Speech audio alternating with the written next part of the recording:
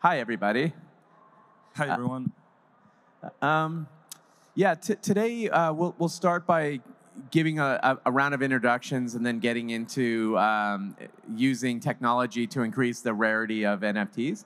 So I'm Rahul Sood, and I will start by asking these guys for your company name and tell me a little bit about what your company does. Pretend I'm a VC and give me like a 2-minute pitch and introduce yourself.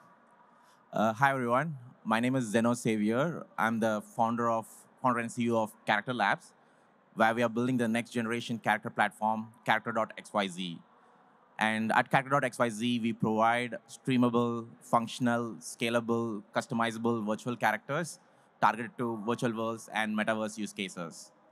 And before starting Character Labs, I was an engineer at the top AAA gaming companies like Epic Games, Warner Brothers, Magic Leap, and 2K Games. And yeah, so that's like a short introduction. Great, thank you. So I'm Gilles, also known as Coderius on the internet and Discord.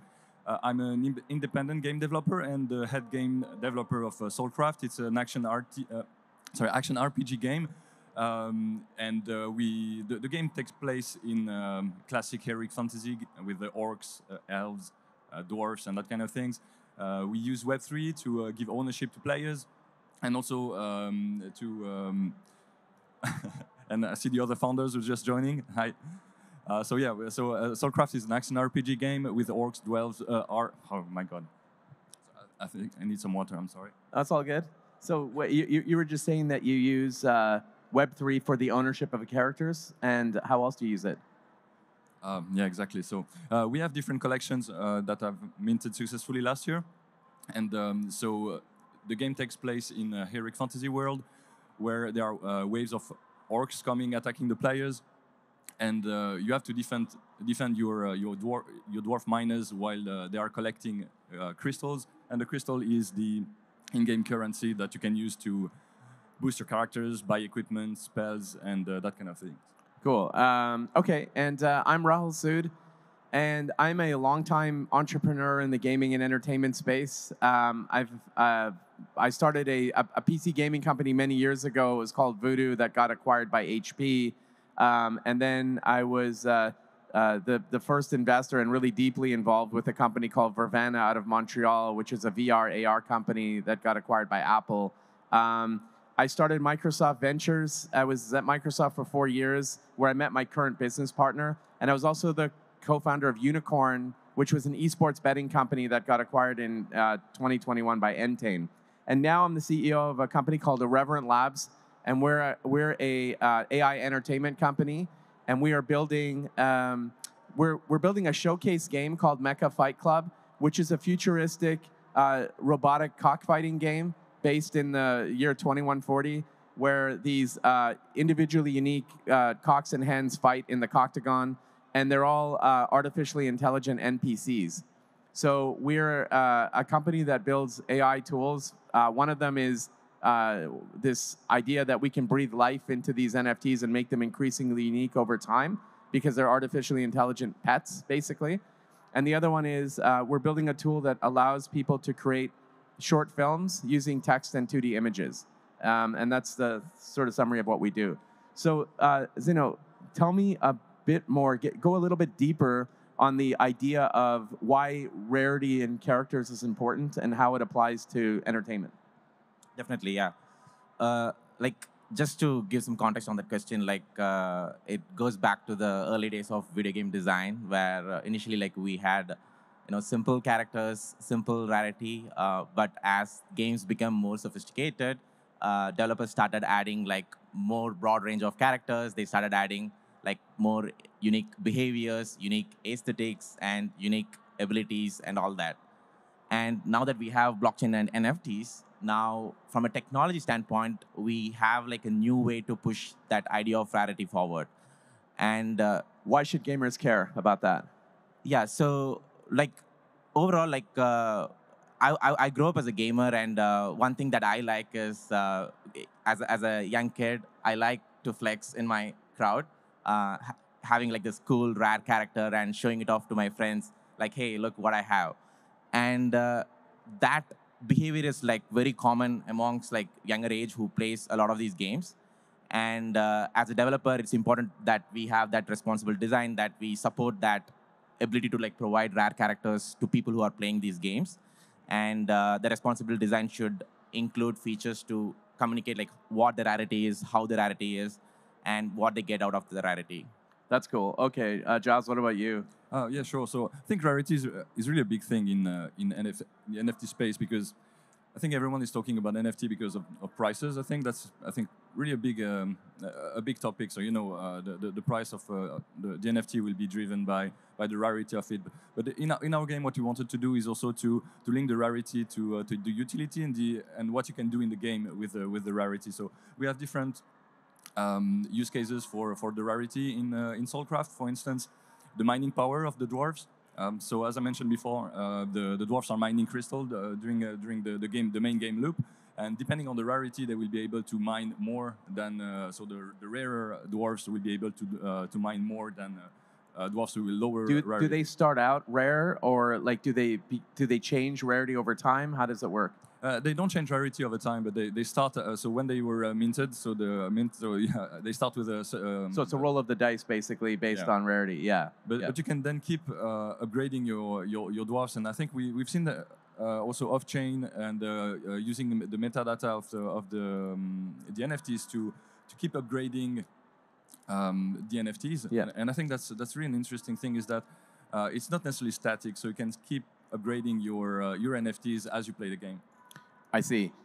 Okay, so how does that does that feel like pay to win kind of thing, or like or do you view it differently? I'm sorry, I was asking this question because as a gamer, I want to know, like, do I have to pay a lot to upgrade my dwarf or not? Yeah, that is a very good question, and we really don't want the game to be pay to win. Right. So it's more a play to win. So it means that everyone can start with even a very common NFT and still go up and level the character. And also that's something I wanted to mention about the rarity, and that we wanted to implement, not necessarily for the main game we're working on, but for a side project that will be also connected to the game, is to have leagues. So it means you have the different tiers of NFTs, like common, rare, mythical, etc. And so with that in mind, you could create leagues, and players could compete in the league, like in the common league or something like that. And I see. Okay. So what just as we talk about rarity and characters, what we're doing at Irreverent Labs is we're building a tool inside of Mecha Fight Club that makes the characters are all individually unique when they hatch from these eggs. They look different, but they become increasingly unique over time because all the characters are driven by AI, and they become unique based on the amount of interaction that you have with the birds. So, for example, if you think of it like a Tamagotchi, our game is like Tamagotchi meets Pokemon with the sense of humor of like South Park or Family Guy, and the fighting style of like Mortal Kombat. And so the more time you spend with the birds or the robotic cocks and hens, the happier they are, and the better they fight for you in the Coctagon. If you spend less time with them, they kind of go into a dark place, and it's kind of like a sad situation. We like to think of them as pets. So I guess where I'm going with this is I believe that the future of NFTs in gaming is about ownership. So I agree with that. But I also believe that we're building emotional connections between the players and the characters that they own. I think that's super key, and I think we have to get away from this idea of speculation and like price, manipulation and things like that. And I think the only way we're going to do that is by creating really great games that use technology in a meaningful way. And that's why we're sort of going down this path. And eventually, we'll make this this character rarity thing available to other developers as well. So, Zeno, how do you feel about the evolving of the character rarity versus its sort of stationary and then, from the get-go? Yeah. Right. So just to again to give more context, like at character.xyz, like one of our main North Star audience is game developers. And we have this concept of like streaming virtual characters, and we can decentralize and tokenize them on demand. So we use ERC1155. And we support characters of like all skeletal classification, be it like humanoids, non-humanoids, like a dragon, like a husky, a cat, a human, like a assassin, ranger. So we support all characters. And the way I see it, evolution is right now we have the needed technology to represent the rarity on the blockchain. Now it comes down to the game design. Like, what is the game design that is needed to give you that unique position and to make it exciting for your audience? And in our case, since we have North Star as developers, we give them the tools and resources to be flexible with whatever game design that they want to support to their players. So it allows like more flexibility. Okay, so I want to ask a different question now, kind of shifting gears here a little bit. NFT New York, I've been here for the past few years, and I was actually, there was a company that really got me into this space. I'd invested in a company called Virtually Human Studios. They're a horse racing game on blockchain called Zrun. And when this event first started, it was very busy and it was like super popular and like everyone was coming, and NFT Paris is obviously really popular and that sort of thing. As we see, based on market dynamics, things have quietened down. Like, generally speaking, the market's not like super excited about NFTs or blockchain or that sort of thing. My question is, first of all, how does that make you feel? And secondly, how do you weather the storm to get to the next bull market where your product matters more than, say, the NFT? Yeah, that's a very good question. I think what's important is that we go back to the core of what we're doing. We are making a game, and it should be decorrelated from the market, from the NFT market, crypto market, because we're making a game, and that's something that is quite stable. From there, I think the prices is maybe less relevant because you have a good core product, a good game, and that people will play, and at some point, the value of a sword, a character, or the game itself is something that is quite stable and on which there is little speculation. So I agree with that. What about the idea of royalties getting stripped out of the NFT marketplaces because they're racing to the bottom? How does that make you feel, and how do you deal with that? Yeah, it was a big hit for a project, but at some point, again, we go back to how we want to monetize the game, because developers have to eat and servers have to be. You also have to pay for your servers, so we just have to find other ways to monetize games. And I think NFTs offers many possibilities, typically with cosmetics and that kind of things. There are many successful free-to-play games where the game is successful by selling cosmetics or other goodies that the core fund, the core community can use and is happy to pay for because they really like the game. So, Zeno, what about you? How do you feel about that? Yeah, so I mean, it is a problem that happened, and the market keeps fluctuating. So one strategy we had was like, currently we are in private alpha, so we have been like constantly working with developers, constantly reading the market by running feedbacks and surveys. So that data allows us to be prepared as to like how we can strategize our launch plans or like how we can strategize our marketing plans. And with that in mind, like one of the strategy that we decided was like having pathways in the Web2 layer as well as Web3 layer. It allows us to like bring in monetization to the company and keep running. And if there is like market tension on like one layer, we can still monetize on another layer. So that's a strategy that we adopted. Got it. Yeah. Yeah, like I think it's important that the people in this room, if you're interested in sort of this space or you're in the space and you're building something, you really have to believe there's a future here. And I personally believe that there's a future here. Our investors believe there's a future here, and that's why they continue to back us and they're continuing to invest in the space. It really has to be less about the idea of speculation and more about the product. And so as a game developer, our primary goal is to build a game that's super fun and engaging and using technology in ways that matter most. So, I guess what I'm saying is there is a future here, and I've been in this space since like 2013 in like blockchain.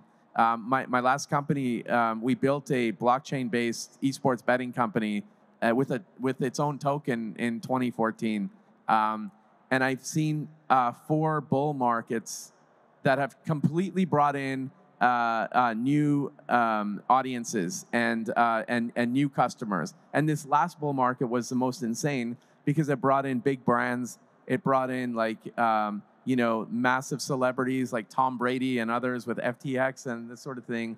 And every time this happens, opportunity draws the wrong type of people, but it also draws in some interesting entrepreneurs who continue to build. My question now is, with the latest bull market collapse, what we've seen is FTX kind of like really bringing things down to a point where the regulators in the US are making it extremely difficult for companies in this space to exist or to want to exist. So are you in the US? And if so, how do you think about this going forward? And I'm sorry to put you on the spot, but I think this is an important question. So yeah, currently, since I'm building a startup, so till last December, I was based out of US. So currently, we are trying to build international presence.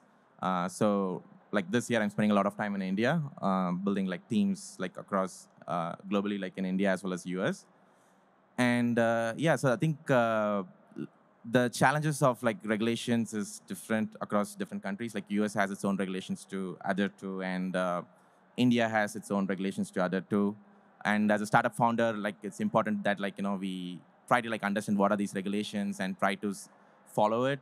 And if there is difficulties, like also like learning from the best, right? Like seeing like what other blockchain projects who are doing this effectively and successfully, that is like a really good strategy where instead of like trying to make a decision within like a closed loop, we can leverage the tried and tested approaches that the other companies have tried. How about you, Gilles? Any thoughts on this? I'm not based in the US, so difficult for me to answer. But yeah, I think we have to follow the development, and I think that's one of the main challenges, that regulation and the rules are constantly changing, and we really have to catch up with the latest development and making sure that we do things in a way that is compliant with requirements. Okay, cool. So I guess with the last question, what do you want to leave the people in the audience with? Like whether it's building your company or whether it's Rarity and NFTs or that sort of thing. What kind of message you want to leave them with? Coming back to one point you mentioned is about the emotional connection with games, and it's a little story about one of the game I was playing maybe 10, 15 years ago, and I remember when one of the highest level character on the server just gave me a sword. It's like, okay, take it, and I was really just beginning with the game. I was like, wow, super, I have this word, and that's amazing, and that's something I think many players have, waited hours to for a dungeon to open and kill a boss and get a unique item, and it creates connections between players. It creates connection with the item in the game, and I think with NFT we have a platform where we have a way to really.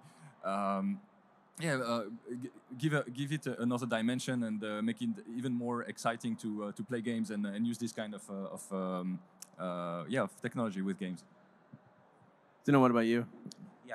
Just to answer your question, I think if any of you here are building startups or projects in the space, it's definitely like an exciting industry. The technology has like a great future, and in terms of like the best things that I would advise is. Definitely like understand your audience, right? Like who are the people that you are building your experience or the project for? Like for example, like initially when I started Character XYZ, I had the challenge of like positioning myself between players and developers. And your storytelling changes, the way you engage with your audience changes, your strategy of marketing changes, everything changes based on your audience. So like really understand who your audience are, like what is their demographic, what is their age group is, that would like leave you in a really better place. And also like try to engage with your community on a regular basis. That will help build better trust, and they will try to give you feedback to push the project forward, which is super valuable. And one of the things that we have with all our characters is like lore, and I love reading lore. It allows me to build the same emotional connection with these characters. And the same concept applies to anything that we do with our audience. Like, for example, storytelling, right? Like, what is the story behind what you're doing and how you're doing it, and what are you offering to your audience? And I think all those things will put you at like a great place with your project. And yeah, so. Cool. So yeah, and I think from our standpoint, I believe that clarity of vision and purpose is really important when you're speaking to VCs. I think you should always think about how are you going to pitch your company, to just anybody, but then how do you pitch it to a VC to get their interest? And it's really interesting with this, with the advance of AI and what's happening in this space. When we started Irreverent Labs in 2021, the term generative AI wasn't broadly used, so we referred to ourselves as an automated entertainment company. But when we talked about how we're applying AI within the game, I think it really got our VCs excited, and it made them think about the future of creativity. At the end of the day, being a lifelong gamer, I totally agree with you, Gilles. Like the experience of getting that sword in that game probably changed the way you think about playing a game. For me, I think about the future of gaming in this space as like my pet, my dog. I love my dog. He's a boxer, and if anyone in this audience offered to buy my dog, I would say no. That's how I want people to feel about the characters in the games that we're building. I want them to get so emotionally attached to these characters that they don't want to sell them, that they want to continue to play the game and have like a lifelong sort of experience in this game. And when I think about some of the most successful games out there, like League of Legends or Dota 2 or Counter-Strike, these are games that have had decades of ups and downs, but they have a community that's stable and sort of growing at a reasonable rate. And they built these monolithic franchises, these monolithic games. I see the opportunity with NFTs to build mini game experiences around characters, and that's why this idea of characters and rarity with NFTs is so important. And I really think it's a great opportunity everyone should look at. So yeah. So is there anything else? Yeah. Thank you for your time, and yeah, great discussion. Thank you very much for coming. So you can find us on Discord on soulcraft.online, and we have an active community and very fun people around, so pass by. Yeah, and you can find me at Rahul Sood. It's at RAHULSOOD on Twitter, and at Irreverent Labs is the name of our company. Mecha Fight Club is the name of our game. You can also look for that as well. Thank you very much. Thank you, everyone. All right. Thanks, everyone.